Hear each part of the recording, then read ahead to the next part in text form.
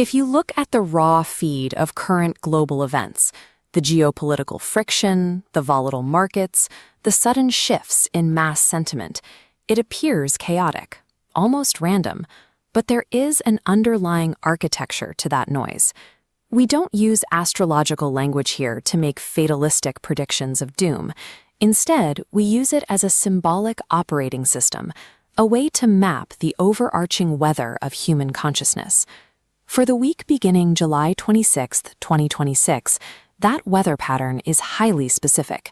The planetary alignments are generating a distinct electromagnetic pressure across our collective systems.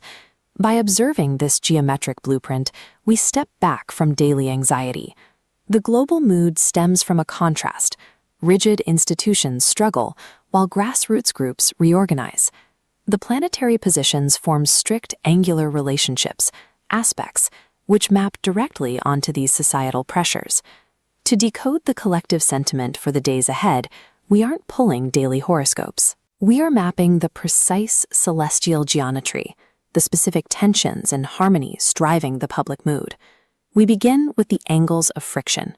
Within this system, a square, a 90-degree angle between two planets, and an opposition, a 180-degree alignment, act as mechanical pressure. They are forcing functions, not cosmic punishments. The exact squares forming this week correlate strongly with the friction we are seeing in international trade and market volatility. Two different domains are demanding attention at the same time, pulling resources in conflicting directions. The oppositions map out the clashing social ideologies dominating the current discourse. 2 points locked across from one another, holding public sentiment in strict, unyielding polarization. This level of astrological tension demands a physical response. It provides the exact friction required to dislodge bureaucratic gridlock and force stalled systems into motion. The global structure is being stress-tested to reveal exactly where its foundations remain resilient and where the structural limits have been reached. But the pressure points are only half the map. We also have trines, 120-degree angles connecting 3 points. Symbolically, these are paths of least resistance, establishing natural currents of social cohesion. These harmonic paths are where we find current diplomatic breakthroughs and unexpected pockets of collective solidarity. The energy flows freely, allowing agreements to materialize with surprising speed. Amidst the loud noise of institutional stress, these trines act as a grounding force.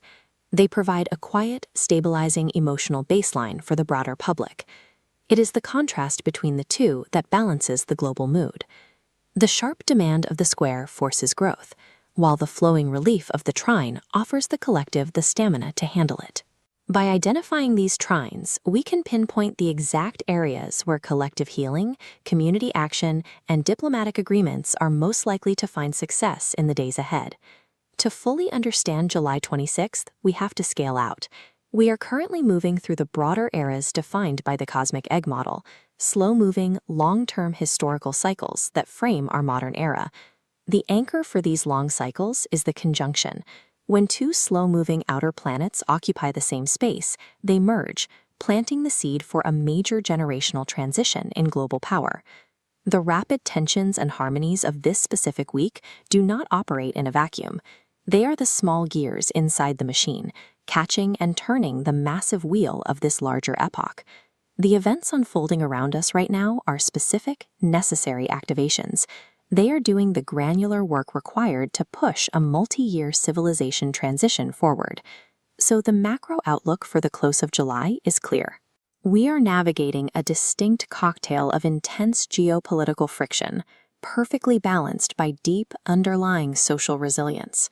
Remember, as an archetype, this astrological system does not dictate our fate.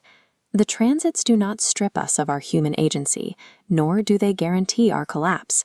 They simply offer a behavioral grammar. By reading this map, societies and individuals can view the friction for what it is and choose to respond with intention rather than reacting blindly out of panic. As you watch the news cycle this week, look past the headlines. Watch for the geometry playing out in real time, the sharp angles of tension, and the smooth pathways of release. Our collective shifts follow a discernible geometric logic. Recognizing this architecture provides a practical framework for navigating the week ahead.